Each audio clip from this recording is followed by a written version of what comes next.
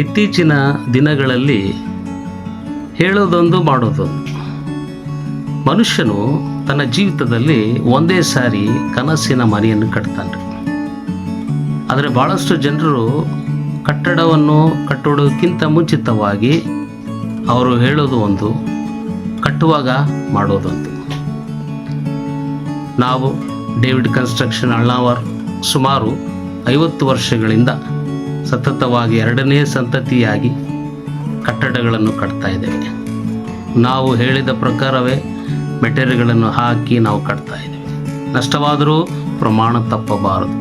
ಈ ರೀತಿಯಲ್ಲಿ ನಮ್ಮ ಕೆಲಸಗಳನ್ನು ಅಚ್ಚುಕಟ್ಟಾಗಿ ನಾವು ಮುಗಿಸಿ ನಮ್ಮ ಅನೇಕ ಕಸ್ಟಮರ್ಗಳಿಗೆ ಸಂತೋಷಕರವಾಗಿ ಅವರ ಕನಸಿನ ಮನೆಗಳನ್ನು ಕಟ್ಟಿಕೊಡ್ತಾ ಇದ್ದೇವೆ.